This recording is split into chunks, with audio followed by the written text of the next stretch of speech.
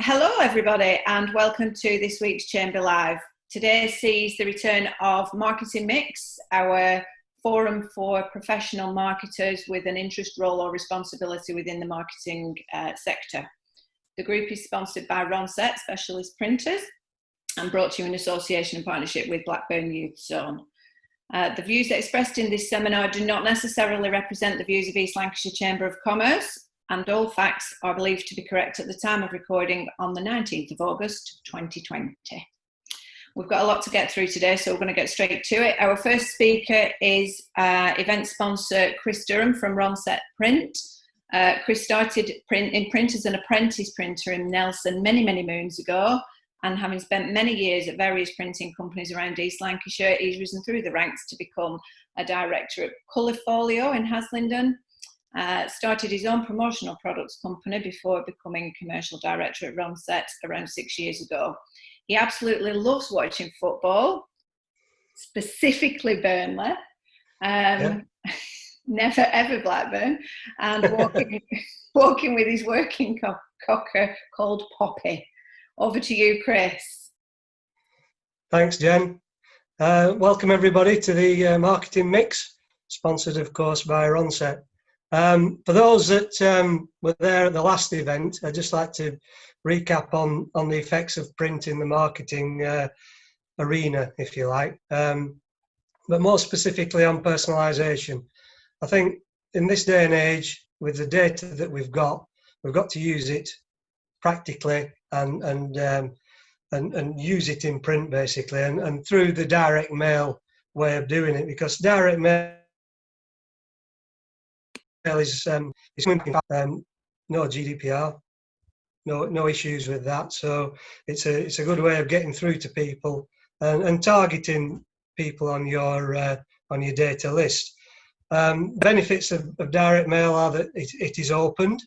If it's got your name on it, then people will open it, and it makes people act. They look at something in a letter or a one-piece mail or whatever it is, and if it's an incentive, then it gives them that idea to move on it, and it's memorable as well. And once people get something, they tend to remember it, and it works that way. So, and of course, it's a trusted way of getting through to people. We've all had direct mail for years in these times and in the past.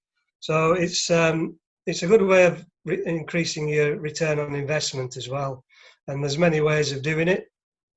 If anybody wants any information later on, I'm hanging around for some questions as well. So that's us. Just a quick intro into what we do. We're based in Blackburn, and we're printers basically, and we like to run alongside online marketing events as well, such as this one. So back to you in the studio, Simon. That's Chris Durham from Ronset. Thank you very much. Thank you, Chris. Go on, Jen, you take it away.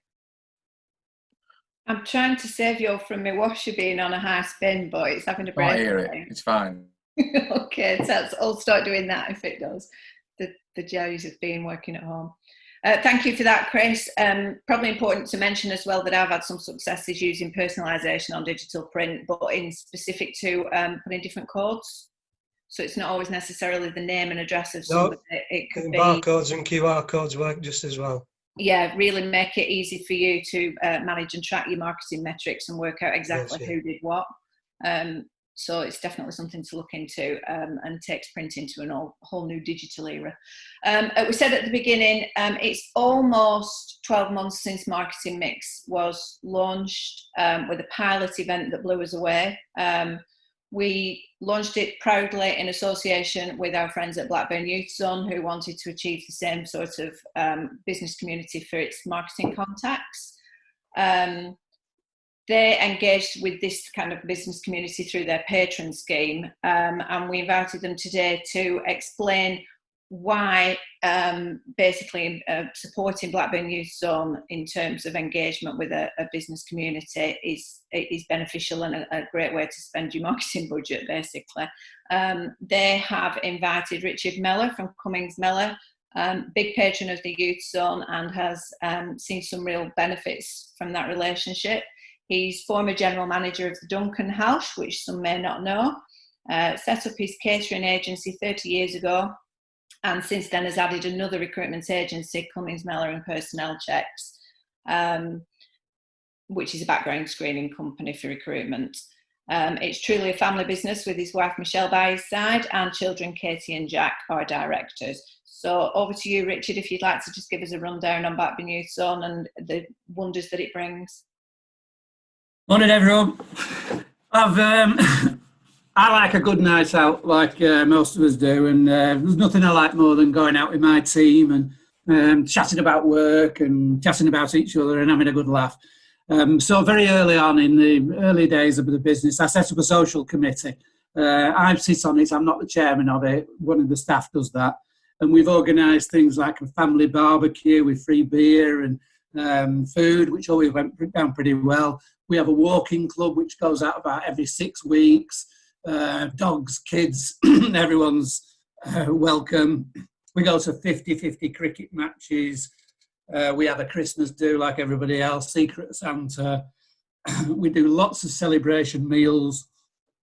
And just more on the CSR front, before we got involved with Blackburn Youth Zone, we did a thing called Friday Frolics, where we get involved in doing daft games in the office, you know, putting or 10-pin bowling, that sort of thing.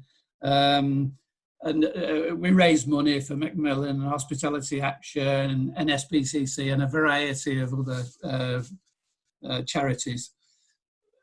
Youth Zone came along to see me probably about 7 years ago and said, "Will you give us £5,000 to be a patron?" And I said, no, I'm not doing that.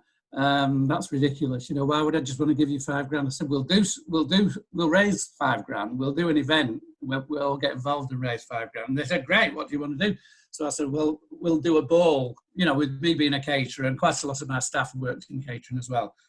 So we organised the first ever Youth Zone ball at Stanley House. It was full with local companies. There was well over 200 people there, and we raised about £7,000 on the night, which was pretty good. And everyone had a really good time. We passed on the baton to Taylor's solicitors after that, and they raised £15,000, so they did much better than us. Blackburn Rovers took it on after that. Couldn't tell you how much beer, and then Pierce did it this year, just gone. I've no idea whether somebody's picked it up this year, but Melanie will be able to tell you. But it's a really good event. But our main internal event every year was always that we did a staff quiz.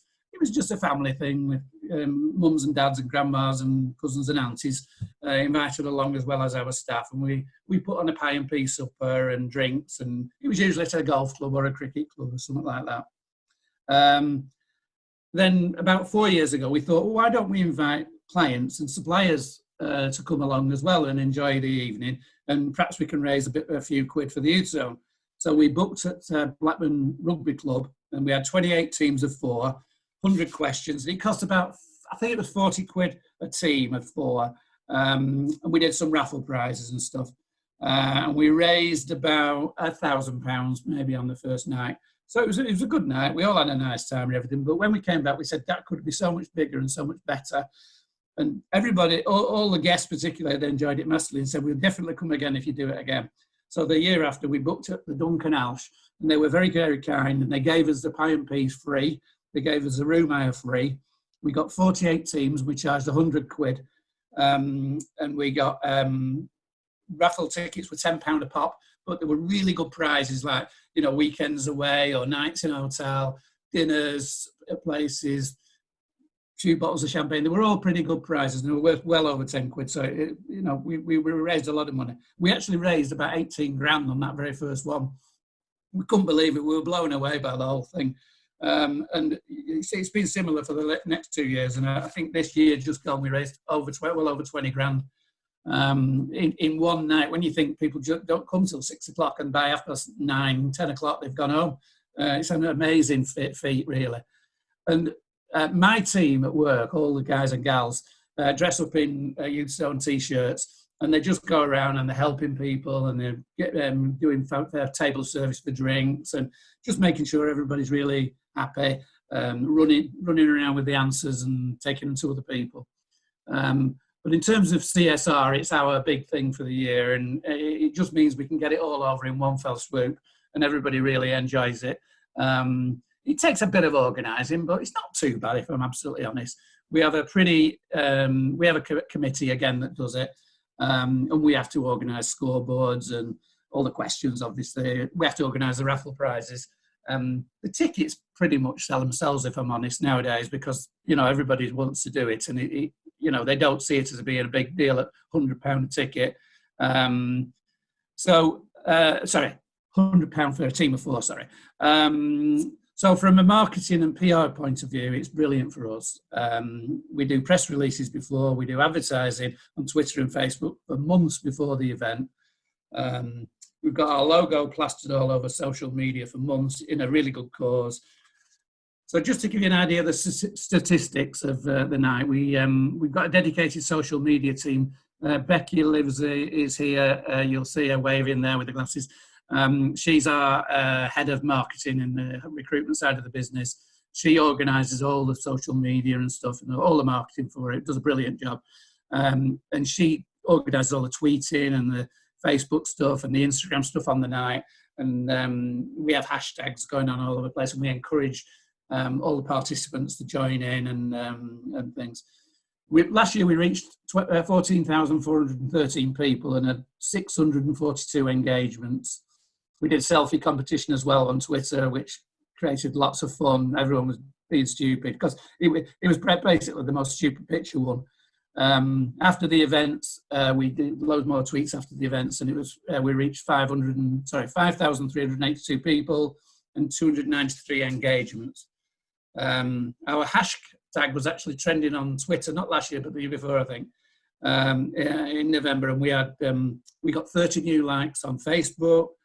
We got 100 applicants looking for jobs, and we were really, really busy for the whole of November and December after the event. Loads of people were ringing us up, and we had loads of conversations on the night, which all led to business. Our Instagram appeal went up by 30%. Afterwards, we did loads of press releases in Lancashire Business View, Lancashire Telegraph, recruitment magazines, and that sort of thing. We've created our own massive database now of names and companies who are prepared to get information about future quizzes, which is great. And we can, so that's why it sells itself really, because we can just go direct to them.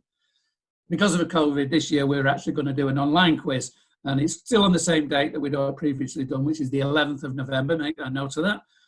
It's only going to be £25 a team this year because there's no food. But we're going to go ahead and try and raise some funds if we can. So just book early to avoid disappointment. If you're interested in doing an event and you think, that might be something we could do, some of the events that we've thought of that we haven't done so far are things like a five-a-side football tournament, replace football with rounders, basketball, netball, whatever you want. It's a knockout was another idea we thought of. Nobody's done a sporting dinner yet, and obviously I think the ball is still up for grabs. Melanie, I don't know if you can say yes, she's nodding. The ball is still up for grabs if anybody would like to organise and run the ball. It's really easy to do. It gives you fantastic coverage in the local community. It's well worth the effort. My staff love it. It makes us feel great when we've raised loads of money, and it's just for a great cause. And if anybody wants to talk to me at any point, now or afterwards, feel free to ring me and I'll help you through it. When Pierce did the ball last year, I sat on their committee and helped them all the way through with it until they finished off. So thank you very much indeed. That's it. Cheers. Bye. That's brilliant. Thank you, Richard. You can get in touch with Richard or Becky, or go direct to Melanie Thomas, who's online as well from Blackburn Youth Zone, if you've got any questions about that. Brilliant way to raise your profile. Now on to our main event. Regular face in the audience for ChamberLIVE recently. Great to welcome Leon to present for us. This is the learning part of ChamberLIVE. Leon is founder and director of Door 4, a performance marketing agency in its 21st year based right here in Burnley.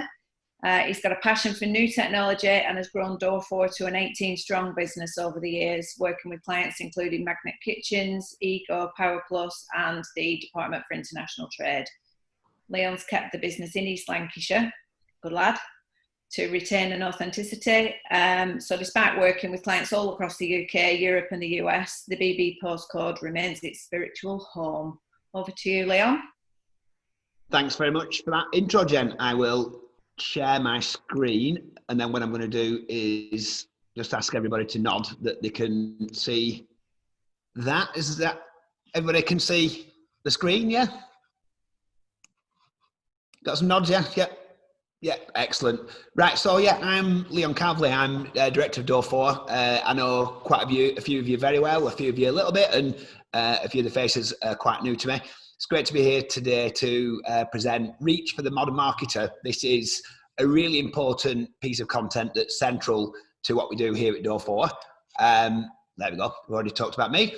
What I'm going to talk about today in the next 30 minutes or so are a couple of topics. One is, what do we mean by reach? When we talk about reach for the modern marketer, what is reach? We'll talk about intent and what that has to do with reach, and we'll cover a model called See, Think, Do, Care that if you're not familiar with at the beginning of today, then hopefully you will be by the end of today.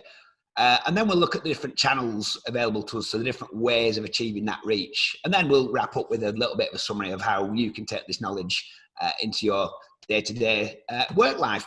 Mindful that we're all marketers, or we're all related to marketing field here. I'll try and give enough detail for this to be meaningful, but try not to make it overly technical. So there'll be time for questions at the end, and I will look forward to being quizzed. So what do we mean by reach?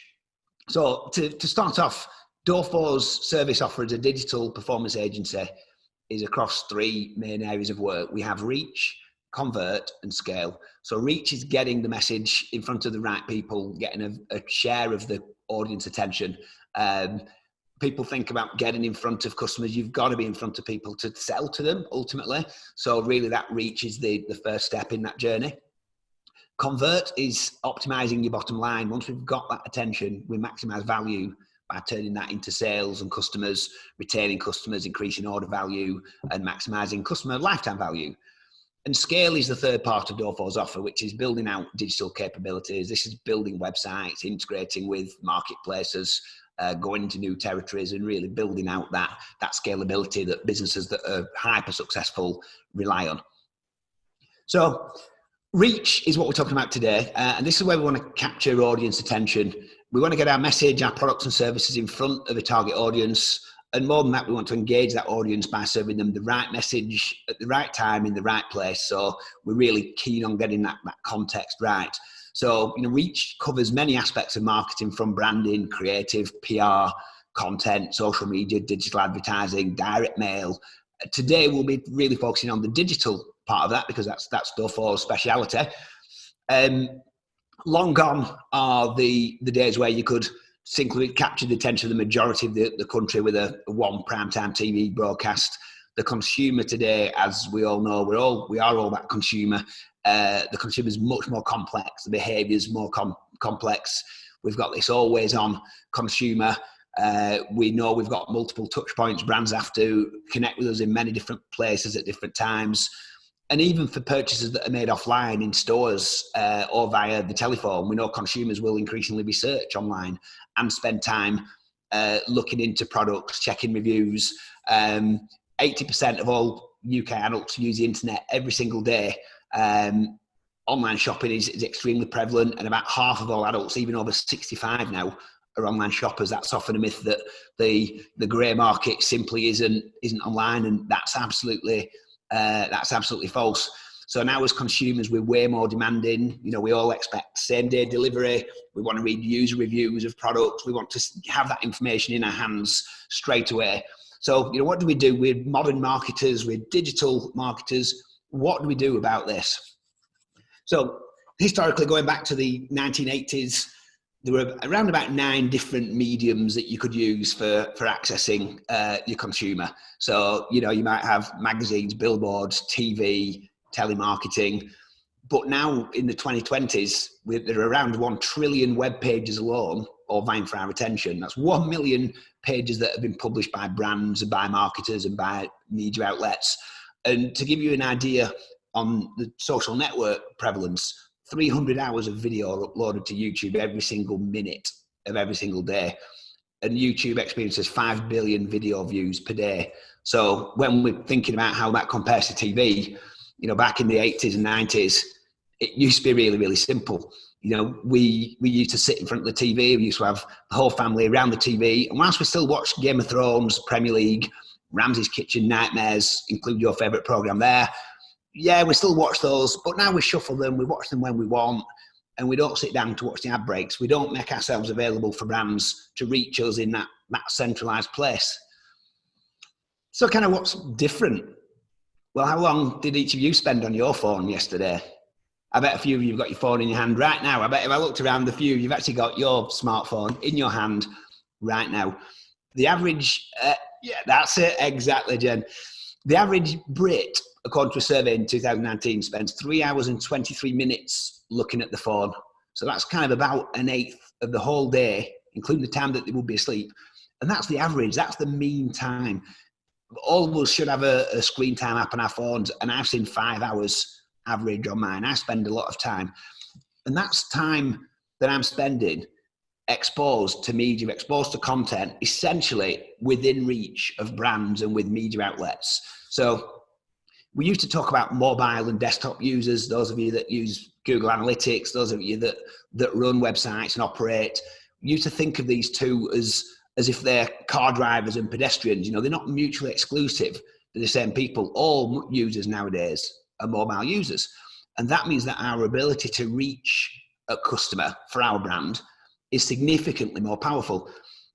A few nods. Does anybody know of the divisive character Gary Vaynerchuk? Gary V? A few people that maybe spend time on LinkedIn will have heard of him. Very divisive guy, but incredibly successful. And a phrase from Gary is content is king, but context is God. So a high quality marketing message is hugely important. Your ad's important. Your message must be well crafted, but it has to be in the right place at the right time for it to have resonance with the customer. So what is that context? What is that intent? So we'll look at a bit of the modern thinking now behind reach. How many of you would love brand awareness? Most of you work with brands, own brands, represent brands. We all love brand awareness, don't we? It's a term that's been used for donkey's years to describe advertising or the outcome of advertising. We all want it. We'll all sell tons of stuff if we have maximum brand awareness. That's getting our message in front of the largest addressable audience. So there's 68 million people in the UK. Let's go and get them. Should we go and do that today? Should we get our brand in front of 68 million people? Well, there are 10 million people watching, I should say 10, not 68, 10 million people watching Britain's Got Talent, all right for our ads. Should we go and get them? And I actually look at that and I think it's quite strange watching an audience on a TV show, isn't it? We've not seen that for quite some time. So that's 10 million people watching TV. Why don't we drop an ad in there? Surely TV provides us with our largest addressable audience. And that's a channel where we can instantly capture the audience attention. But that's what, between £2,000 and £30,000 for a 30-second slot. By the time we've produced an ad and run half a dozen slots, you know, it can be £100,000, it can be £250,000. So for a Centre Parks, for a direct response brand that's national or international, that can really work. But for the rest of us, you know, unless Unilever and McDonald's are in this room with us, that's not really appropriate for us to reach our audience. Most of us in marketing know the old marketing funnel: awareness, consideration, conversion, or attention, interest, desire. All these funnels are still interesting and can be beneficial, but really the modern customer purchase journey goes away with all that. In the middle of that, then we looked in the 2010s at bought media, owned media, earned. I think those terms may be relevant to some people and maybe familiar to those that understand display marketing, content marketing, social media. But again, we've moved on from that quite quickly. And now what we want to know is about our largest addressable qualified audience. That qualified aspect is really important. And those of you that work in sales will understand the notion of having a qualified audience. Those of you that sell want to know that you can sell your product to people that can buy it, or at the very least promote it to those that will influence those people that can buy it in the case of fast food and children's toys. So what we want are qualified leads. So what you want to do is advertise to people that can and will purchase. And one of the ways that we can measure this qualification is to understand the signals that we give off in our day-to-day life. And I'm not going to try and insinuate that the digital world is always watching you, but the digital world is always watching you. So what are those? What are those signals? What are we talking about? What are we giving off? What, as the consumer, what are we telling brands that want to reach us? Or as the brands, what are our consumers giving off in terms of signals that we can actually latch onto? We'd split those into audience signals, environmental signals, and media signals. So information about the types of people that you're trying to target, things that define those people. Environmental signals that might be related to where they are, when they are, and what they're doing at that time. And media signals. So what are they looking at that time? What are they consuming that might indicate more about that user and how we might reach the right people that are qualified? So a couple of quick examples. Audience signals can be demographics, what we call affinity segments and in-market segments, website analytics and search marketing data, the things that show us who that person is, what they're interested in, what they like, what defines their general interests. Environmental signals, device information, location, things that are going on nearby. And if you think about the mobile phone and the smartphone, that really gives us an awful lot about that individual at that point, what they're doing at that time, and whether our message is going to be relevant to that person. And media signals is where we're going to serve ads and content, with the website or the app, the video, the content it's being served alongside. This is making sure that we get our ads and our media in the right context at the right place. So we've got our content, and our signals help us create the context for our ad campaign. So Google and Facebook are both the preeminent media platforms that we think of when we think of advertising, digital advertising nowadays. Both of these provide for affinity and category matching in slightly different ways. So if we have a look at some of these examples that you'll see on the screen, Google gives us these affinity audience categories to place our content in front of to advertise home decor enthusiasts, foodies, hardcore gamers. It's actually doing a lot of this work for us when we want to place ads and content and media in front of people that we think form our qualified audience. So to give you an example, if I was going to run a skiing and dance music festival and I wanted to use affinity audiences to reach people that would be interested in my skiing and dance music festival before they actually search for it, then I can use snowbound travellers and electronica and dance music fans. Imagine creating a Venn diagram of people with those interests and being able to reach people that met both of those categories. I might then decide to trim that down to people that just live in the southeast of England or maybe just in Scotland with messaging that was relevant to them.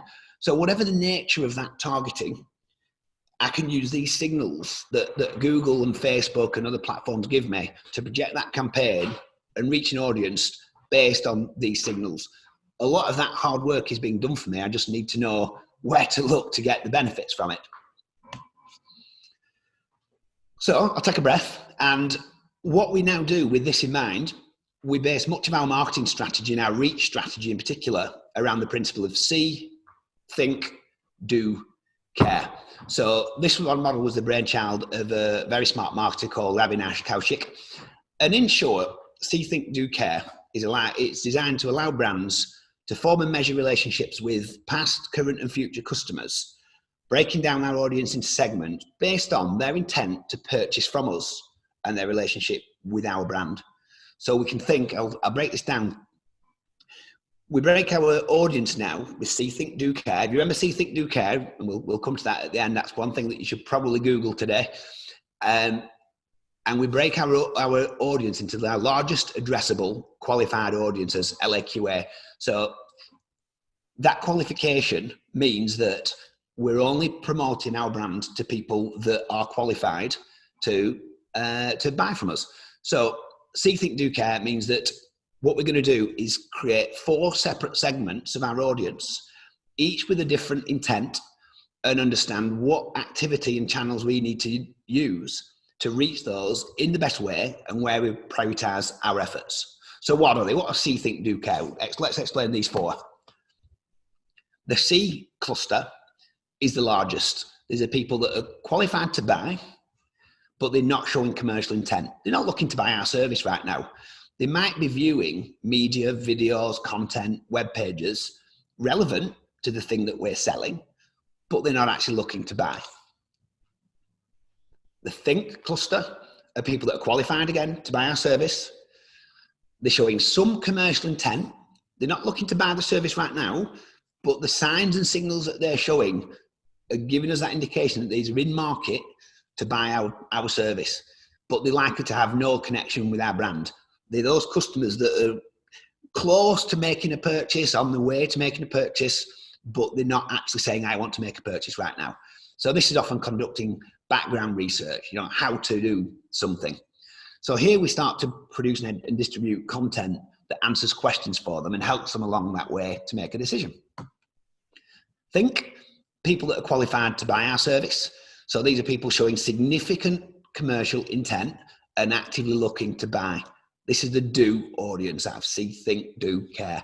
They're probably evaluating suppliers, and we should be acting on these signals if we want to be one of those suppliers. These are people that are really showing that intent to buy right now.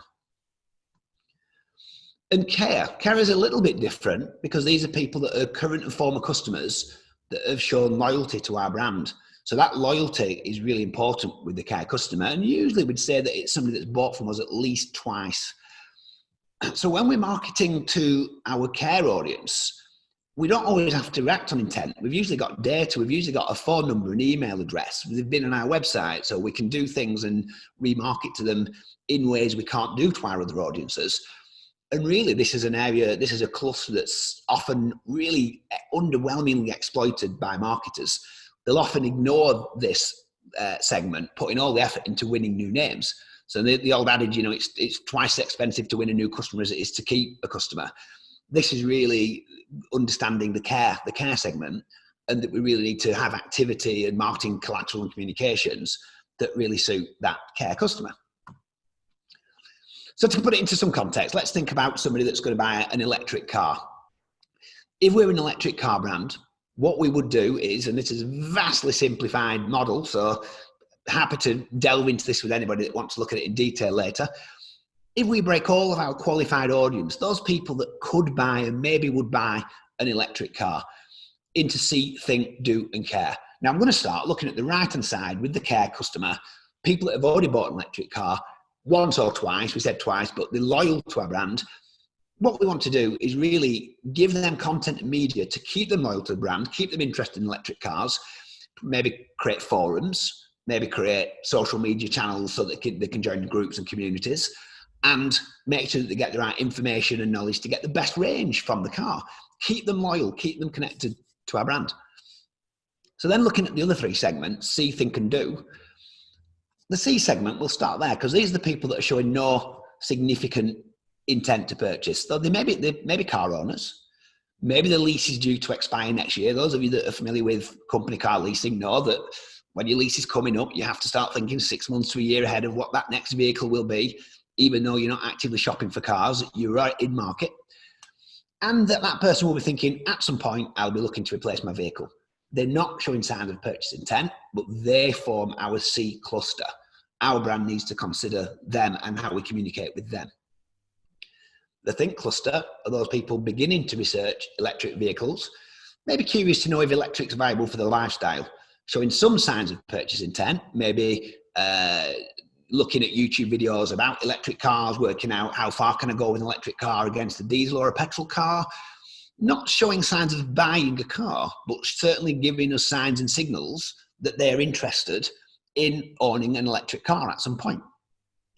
And then our do cluster, these are those showing strong signs of purchase intent. These are those people that are really actively looking for electric cars. These are those people that want to test drive, that are maybe performing Google searches for electric car test drive, electric car discounts and offers, and those search signals in this case that show us that that individual is actively looking to buy. So to give you we'll look at another quick example here as we fly through this. Let's think about running shoes. Very different to an electric car brand, but our C audience, I'm a runner, I occasionally buy running shoes. I read content related to running and athletics. I'm not in the market for running shoes.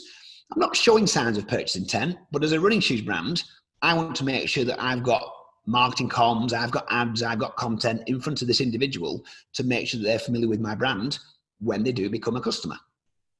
The think segment for the running shoes brand, maybe my friend bought some new running shoes and I'm curious to know whether I should buy some trail shoes or road shoes. So I'm probably showing some signs and maybe Googling and watching YouTube videos about trail shoes, different grip patterns, Gore-Tex trainers versus non-Gore-Tex, all these things that show I'm interested but not ready to buy. And then I want to get some new running shoes. I'm showing strong signs of intent and I'm probably Googling a running shoes brand, sales and discounts, next day delivery, and so forth. So as we start to look, we can say our whole qualified audience will fit somewhere in one of these segments. And then we've got care, of course. This one, like, maybe I bought some running shoes from brand X. I might want to maintain them in good condition. So as that brand, what we want to do is provide content to that customer so that they keep the shoes in good condition and remain loyal by having good condition shoes, even though we want them to buy some new ones. So let's just look at that running shoes example a little bit more. I won't dwell too much on all the detail in here, but let's just think about a simple consumer purchase that can apply really to all businesses and certainly those that are e-commerce and lead gen focus. So what we would do is for each of our audiences, break that down, that audience, starting with do here, because our do audience are those that are ready to buy. And if we're an e-commerce brand, it usually makes sense to think about the do customer because they're the ones ready to buy. Let's put our efforts first in there because that's usually where our quick return on investment is going to come from. So we'd usually break down into the signals that will be relevant to the do customer, which might be website analytics, viewing product pages, searching for a certain type of shoe, size 9, next day delivery, the targeting that we might use. So this might be an audience list using our website analytics, who's looked at certain pages, and keyword targeting, usually targeting high intent searches. So this is where search engine optimization and paid search ads really come into the fore. These are people that are doing things that we can really latch onto. What kind of messaging? This might be pricing, promotions, offers and discounts for these people, assurance and trust factors, those signals that are going to push them over the line to purchase from being interested, from think to do. And the channels that we might use would include paid search, remarketing, shopping ads, and marketplaces. All of these fit really well with that high intent do customer that's ready to buy. And thinking about the KPIs and metrics that will be relevant to the do customer. Usually for an e-commerce brand, it's going to be revenue. We might be looking at transactions, average order values, and conversion rates as well. So jumping back from the do customer, our think segment, and we've got to see think, do, care. Our think segment are those that are a step back. So they might be searching for what are stability running shoes, reading running articles, watching videos. For our other example that we showed, people might be searching for how economical are electric cars or ski resorts with DJs. So they might be reading articles, watching videos, all ideal places for us to place our ads next to. Or our pre-roll videos against other educational videos. What kind of targeting? So it might be sports and fitness in market audiences for our running brands, fitness products and services.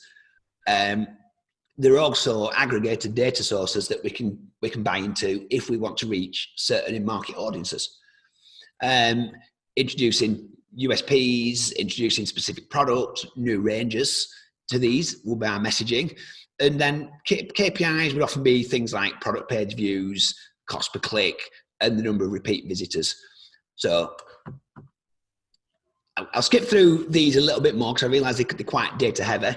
The care audience has a different set of channels. Here, we mentioned earlier, we can use SMS, we can use remarketing and email because we've already got data on this audience. We've already got a way of getting in touch with them. And our KPIs for our care audience might be customer lifetime value. We're thinking about how long we keep our customers, retention rates, and repeat purchases. And finally, jumping all the way back out to C, this is our largest addressable qualified audience. This is the biggest pot of people that we can reach, but those that are showing no intent. So we're really keen on affinity segments here if we're going to show ads and media to these people and videos, because we need to find people that meet certain criteria based on their interests and hobbies. So for our running shoes brand, it might be consumers that match our existing profile. We can use lookalike audiences when we're advertising Google. Google will let us take our customers and create what it believes is a lookalike audience to put our media in front of. Health and fitness buffs. We may just target our geography to UK. We're a UK brand with a UK store, or we might widen this to be worldwide. So, jumping back from this, we used to think a lot about personas. I think a lot of people in marketing, and probably quite a few people on the group today, have worked on audience personas, pen picks of our target customer, owner Ollie, enterprise Erin, marketing Mary. Something that many of us done. It's still very, very useful and valuable to actually work out who we think our target customer is. But increasingly with digital marketing, we really think about micro moments, which are more about the individual's activity than actually the thing that they are doing. So we avoid the one size fits all persona approach. Again, not entirely discounting it, but it may not be our priority. And we have 4 game-changing moments that really matter. Again, this is a Think with Google model. This is an industry-standard digital marketing set of, I'll call them rules, but the guidelines. It's a framework. And we have the I want to know moment. We have the I want to go moment, the I want to do moment, and the I want to buy moment. And these all really govern an activity that somebody takes when they're using the smartphone. 3 in 4 people use their smartphone straight away to address an immediate need. And I imagine if I looked around at some nods in the room, this is what we all do. We all think, I'll go straight to my phone, I'll Google it, I'm watching TV, I'm in a shop, I'm changing a tyre. Any things that I'm doing, I'm really going to go to my phone to work out at this moment. So what we've got to do is make sure that our marketing universe, that for reaching our customer and growing our audience, really takes account of these. So I want to know how to change a puncture, whether synthetics make better shirts for mountain climbing, whether litho print is better than digital print, or vice versa. These questions are this early stage research, all with lowish intent, and all really fit inside this think part of see, think, do, care. So remember, see, think, do, care. Think is low intent, but I'm in market. If I want to know something, I'm starting to show that intent. So if you think about the brand that you work with, either in marketing agency or within your own brand, what are those questions that people ask when they want to know something that shows that they're starting that journey to engage with your brand or a competitor? I want to go moment. So your business should be equipped for near me searches. If your business really focuses on local customers, if your business really has a target radius, you really want to make sure that you're ready for that near me search. So, if somebody wants a local locksmith, they should have a rich entry in Google My Business with opening hours, services and reviews. That local card should be really enriched so that it stands out. Really amplified by mobile usage nowadays with mobile signals. Remember, we talked about those signals earlier on, automatically informing Google where that user is when they conduct a search. So if I'd search for locksmith in Google, then I will get local results that are based around my location at that time. I don't get locksmiths in Surrey, Kent, or Aberdeenshire. So we're a million miles away from the Yellow Pages days now, aren't we? The I want to do moment. So 91% of smartphone users, that's a Google stat, turn to their phone for ideas when they complete a task. So I want to make a pizza. I want to unblock the toilet. I want to straighten my daughter's hair, but maybe not in that order. These searches can be made before, during, or even after the activity. And each of those might show different signs of intent. But each of these moments gives marketers and brands ample opportunity to engage with the consumer in search, in particular for I want to do on YouTube. How many of us go to YouTube to watch how to change a fuse, how to change a switch, how to straighten hair, how to tie shoelaces, any of these things, how to polish boots? We all go straight to our phone, find out how to do this, don't we? And perhaps the golden moment for especially e-commerce and retail businesses, the I want to buy moment when that consumer is ready to make a purchase. whether that's an everyday purchase or whether it's a big ticket item like a home or a car, we often turn to our phone to guide us along that path. So we think about reviews in this stage, a massive lever, and a lot of millennials and also the rest of us turn to product reviews in store while shopping. How many of us have been in a bookshop and gone on Amazon to actually look at the price of a book on Amazon? And although we really don't want to admit that, but that's the kind of activity that we do. YouTube also becomes a massive review resource for these users. Google Shopping really is a channel where as soon as I want to buy something, I want to see products, I want to see prices, I want to be able to compare different retail offers.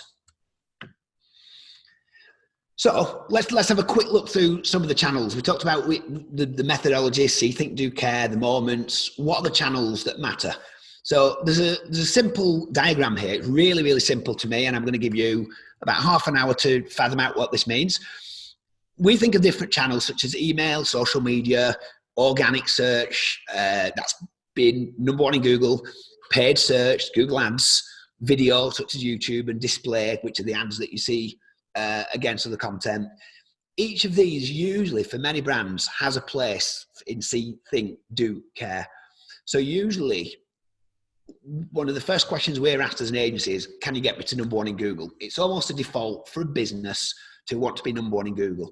And if we look on here, that's an organic search in most cases. That's what what's the business is thinking, being #1 in Google. But that only solves a very, very small part of that problem. Really what we're often thinking is, well, I want my brand to be visible against people that are searching for how to do something that's relevant.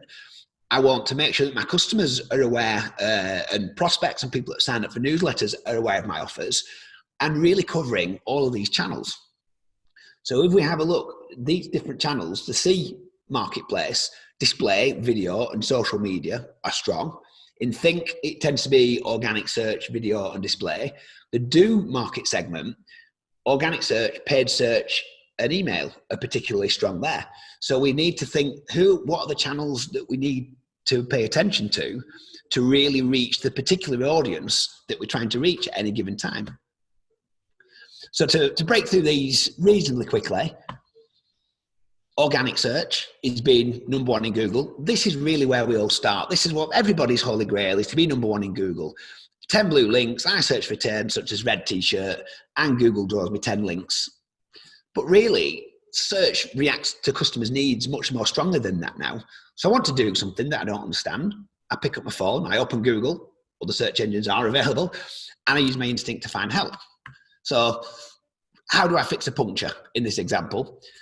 If we have a look at the search engine results page now, what we actually get is a lot more than 10 blue links.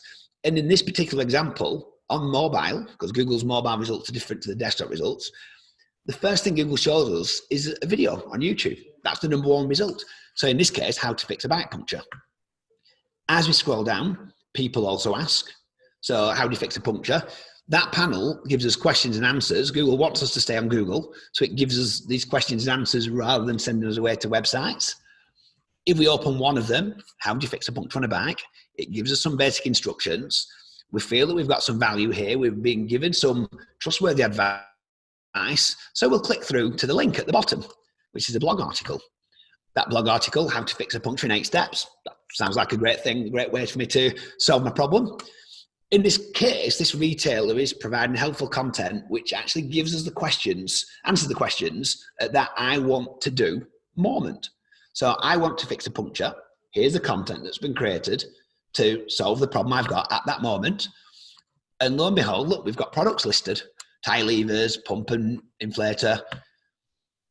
Oh, and there we are. We're on an e-commerce product page, ready to buy. So what we've actually been done is nurtured along from that think stage. I want to know how to fix a puncture. I'm not asking to buy products at this point, but we can see how that journey is mutated into a product purchase journey. Ka-ching. So social media, many channels. Pick one, pick many of them. Changing all the time. The beauty of TikTok as well. Social media is one of these channels that a lot of brands can invest a great deal of time in, can invest money in, and often it can be a fire hose of cash just spending time on creating content but not reaching the right audiences. The Facebook algorithm there, often explored by marketeers, but essentially Facebook has been changing over the years to really react to paid advertising.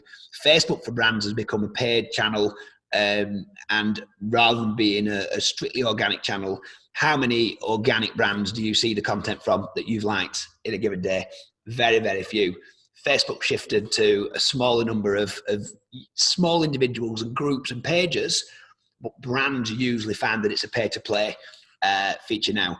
And this is an example that when we first presented a version of this presentation back in February, on the main global night page, there was a broken tab that even when we came to refresh this to talk to you guys today, that's still broken today, which tells me that Nike don't really farm and nurture their social media channels as well as perhaps they should do.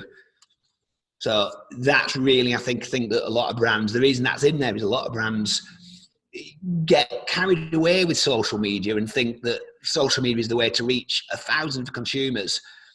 And then they drift away from it just by not doing it properly and falling in love with other channels and other activity. One of the strongest things that social media does is give you that opportunity to build trust in your target audience and use that social proof, using reviews, be able to respond to negative comments as well as capture the positive comments. Paid search. So I don't know how many of you in the room have run Google Ads for your own businesses or for client businesses. Essentially, search for a keyword and an ad appears at the top of the page and it clicks through, often e-commerce focused. And if we think back to See, Think, Do, Care, paid ads are usually hovering around the do market. So good Google ads are usually focused around those with high intent that are ready to buy. That's usually where that ROI comes from because it's much more measurable. It's very competitive.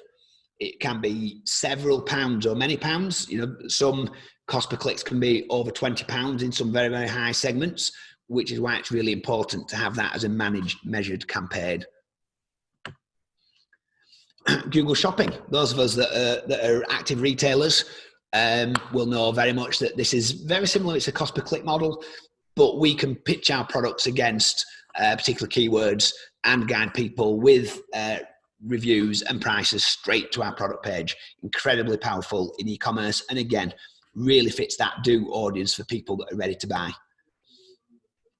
Paid social, fantastic. Lots and lots of opportunities. Many of you I know will be active on Facebook advertising, video ads, photo ads, slideshows, carousel ads, canvas ads, dynamic product ads, collection ads, not just for e-commerce, as we're showing a similar red t-shirt here, but for brands, for B2B, and in particular remarketing as well. For those people that have visited a website, in particular on mobile, then we can show them ads on the social platform when they're on desktop to encourage them back to complete an action. So if I was a holiday travel agent and I was showing content on mobile, I would then be actively trying to show that as a remarketing ad to those same people that clicked on desktop, where they're more likely to convert and complete a holiday booking transaction. And then display ads. Those of you that when we're looking at normal content on blogs, on magazine websites, display ads are those ads that appear alongside that content. Sometimes those ads are relevant to the content. Sometimes they're based on the signals. So it might be bicycle ads against bicycle content, or it can be remarketing ads that are ads based at me if I've been on that brand's website. So I could be looking on a newspaper site like the Guardian or the Daily Mail, depending which you read. The ads that you see will have nothing to do with that publisher, but will be relevant to you and the websites that you've visited. And increasingly, video content is really powerful for display. So display video, we see display ads. So we're watching a video about improving your writing, and what we'll then see are ads for Grammarly. So those of you that are familiar with Grammarly, you might be watching, you might roll a video for improving my English, becoming a better speaker, and then Grammarly will latch onto that, thinking, well, that's a relevant ad. Our target audience are likely to be watching that content, so we'll place our ads and our pre-roll videos against that content.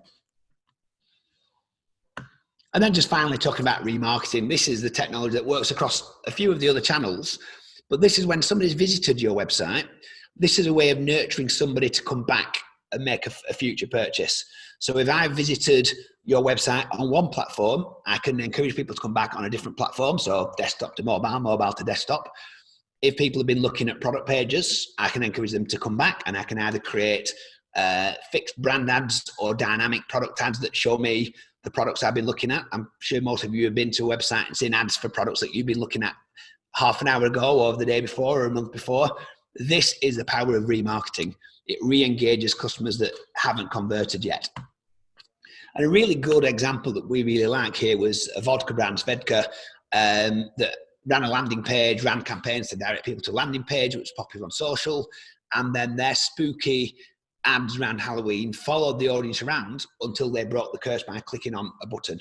So this was a rather cute usage of the remarketing technology to really get that customer to click through back to the landing page and break the curse.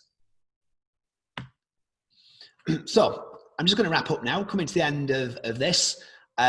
So we're just going to try and give you a bit of a takeaway and give you a bit of an idea about how to maybe bring this into action. Which channels should I use? What should I be doing? Well, the answer is, of course, it depends. And that's our way of always getting out of giving anybody a straight answer to any question. It always depends, of course. And which channels should I use? Which marketing technology should I use? It always starts with your business plan. And working in digital marketing, it's incredible how often the activity is brought as a requirement, as opposed to this is the problem we want to solve. So do you want to grow by 20% through new customer growth? Do you want to increase your customer retention by 30% by 2022? Do you want to grow your qualified inbound leads by 100%? Always start with that commercial activity. Be really clear on the specific levers that you want to pull in your business before you commit to digital campaigns, channels and activities, so that you're not wide of the mark and trying to solve the wrong problem really well. Have an action plan.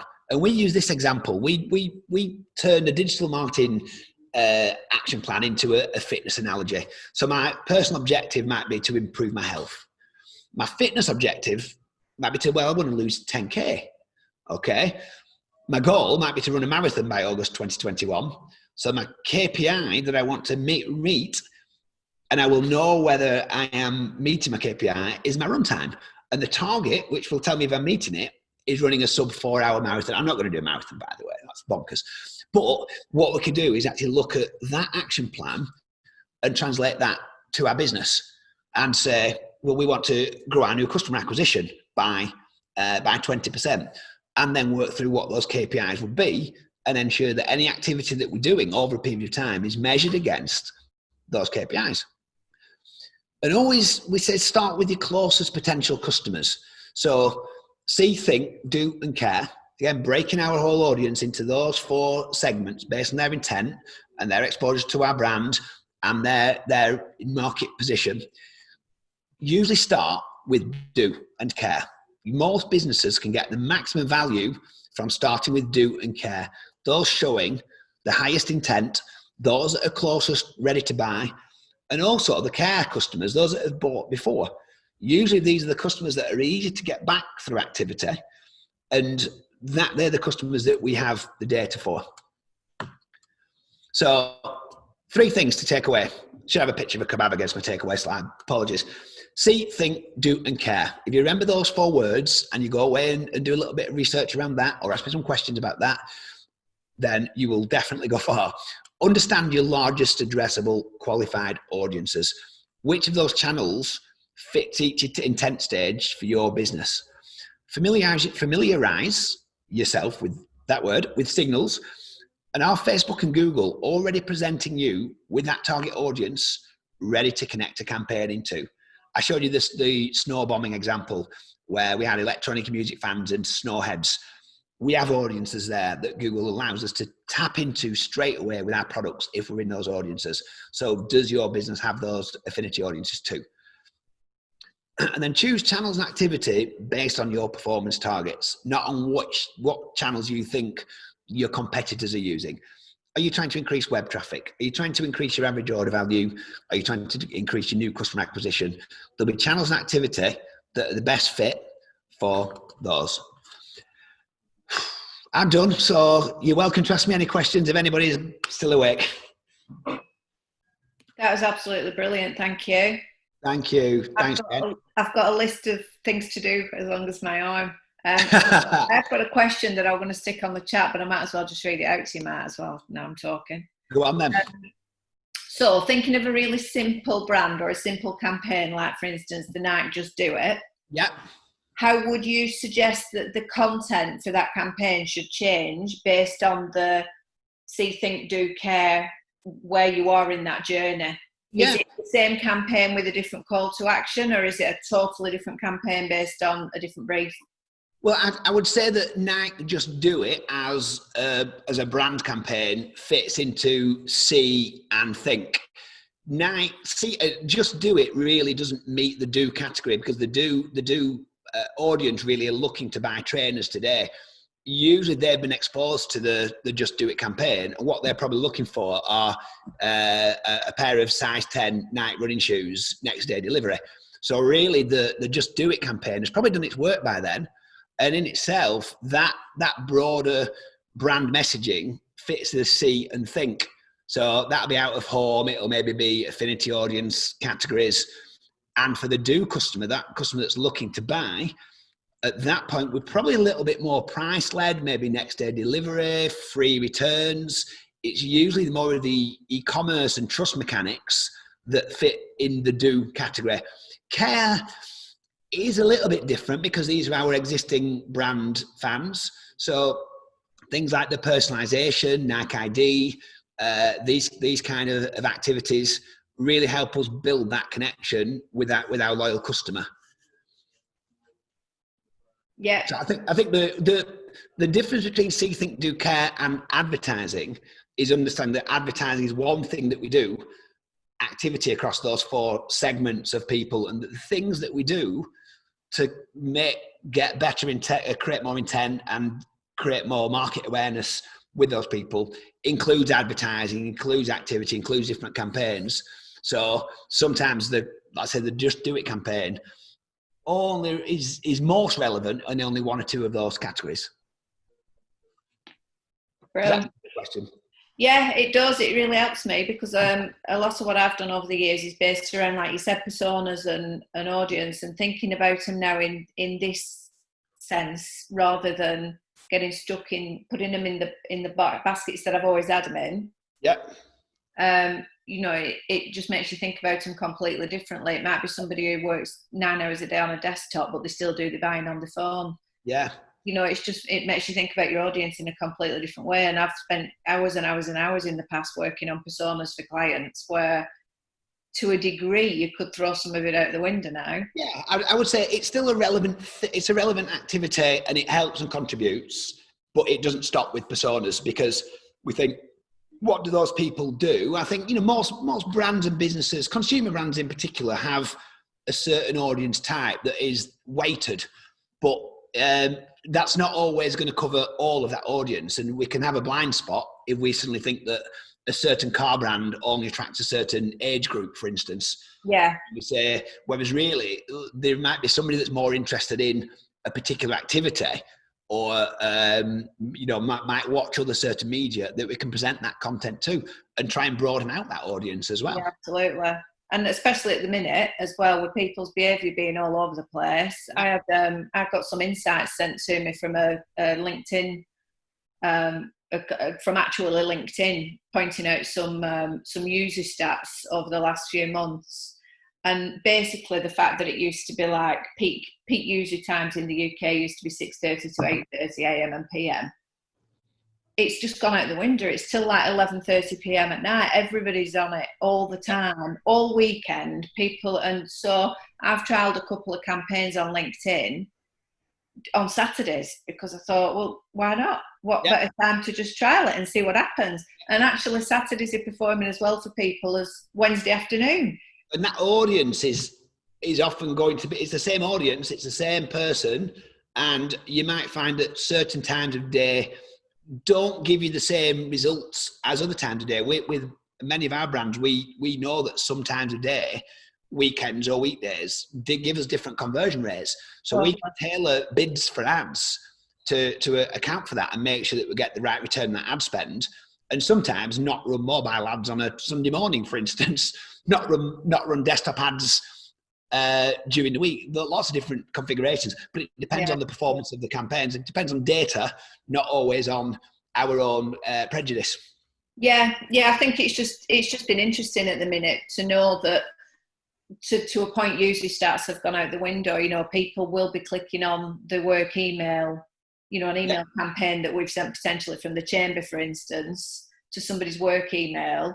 You usually, you know, do all your research and working out time of day and which day of the week to send it. Actually, do you know what? Just send it and see what it does, because people are opening the work email. Maybe not so much now because they're coming back, but still, as people embrace flexible working more, you know, I was online at 7 this morning and I'm going for a run now. This is finished. My day is completely, they're all over the place in my working hours. So I think now I'd probably be quite responsive to paid advertising hitting me at 7 a.m. or at 11 p.m. Whereas before I'd have been like, no, you've got me completely wrong, mate. We're always on, aren't we? Now we're an always on consumer typically, and whether we're a professional or a private consumer, those two things are often blended. Yeah, absolutely. Yeah, I think more and more people won't see something that's relevant to their work life and think, "Now I'm reading that at 9 a.m. and 9 a.m. tomorrow." Exactly. You'll just act on it if you like it, won't you? That's right. But it's all interesting. I'm going to try and apply some of that to. We're going to run a new member recruitment campaign for the chamber coming up, you know, in the autumn. So I'm going to try and apply some of that to it and do quite a bit of it on paid social, I think. Good. So you can help me. I will. Brilliant. Is there any other questions from anybody for any of our speakers? I'm just conscious that we're pretty much banged on time because I've totally... Richard's unmuted. Have you got a question, Richard? No. No? Oh, you just unmuted. No, sorry, okay. I just saw a message saying unmute, so I did. Okay, fine. He's doing as he's told. Well, we are pretty much bang on time if you've anything to add, Simon. Just well done, Jen. And Leon, obviously, and Chris and Richard. My input was this much. I think the other guys they deserve their round of applause far more than me. So I give everybody a big silent round of applause, everybody, for the speakers. Thanks ever so much, everybody. Don't forget to join the LinkedIn group for Marketing Mix if you fancy discussing any of these things and contacting your peers, particularly at the minute. If there's different things that we could all be trying, you might be able to chat to somebody who's already tried it. So, Leon, you're getting little comments saying thank you and what great graphics you've had. So well done. Oh, great. Thanks, everybody. Any questions on email or LinkedIn? I'm quite happy to field any. Yeah, we'll follow up. Obviously, the slides will be available on the YouTube footage. So if you want to forward it on to any colleagues or clients or anything like that, then feel free. All right. Thank you ever so much, everybody. Thanks, everyone. Thanks for watching this ChamberLIVE video from the East Lancashire Chamber of Commerce. If you've enjoyed this content, then you might enjoy some of the other content that's on the screen now. Please do subscribe to our YouTube channel.